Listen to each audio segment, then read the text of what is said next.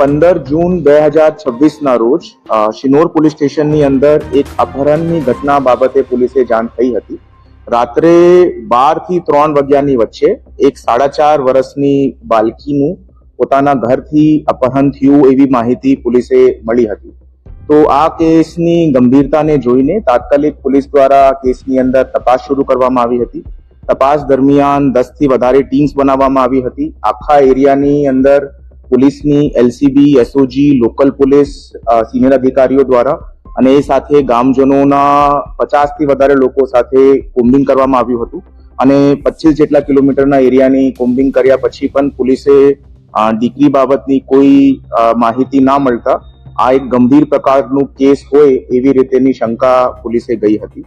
તો પછી તમામ પાસાઓને ધ્યાનમાં રાખીને તમામ જો ઘટના બની શકે છે એ તમામ પહેલુઓને જોઈને પોલીસ દ્વારા ટેકનિકલ સોર્સિસ અને હ્યુમન સોર્સિસથી આની અંદર ઇન્વેસ્ટિગેશન ચાલુ કરાઈ હતી. સીડીઆર, આઈપીડીઆર અને ટાવર ડમ્પનું પણ મદદરૂપ લેવામાં આવ્યું હતું અને ઘણા બધા શકમંદોને પોલીસ જો છે તપાસ ચાલુ કરી હતી.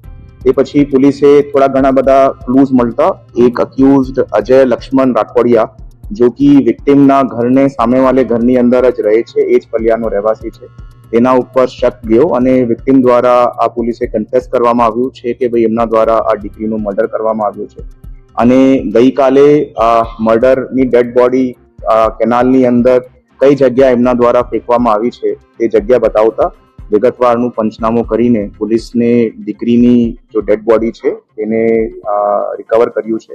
આજે જો છે આ કેસની અંદર હવે મર્ડરનો કલમનો ઉમેરો થયો છે અને આજે પેનલ પીએમ થી એમનું પીએમ જો છે તે વડોદરાની અંદર કરાવવામાં આવ્યું છે. આરોપીની ધરપકડ હાલ પોલીસ દ્વારા કરવામાં આવી છે અને મોટિવના અનુસંધાને આરોપીનું અફેર એમના પરિવારની એમની માતા સાથે હતો અને એ માતા સાથે જ્યારે આરોપીનો ઝઘડો થયો તે બાબતની અદાવત રાખીને એમને આ દીકરીનો મર્ડર થયો છે એવી રીતેની હકીકત હાલ સામે આવી છે. રિમાન્ડની પ્રોસેસ માટે પોલીસ અત્યારે આરોપીને કોર્ટમાં રજૂ કરશે અને એની અંદર આગળની કાર્યવાહી કરવામાં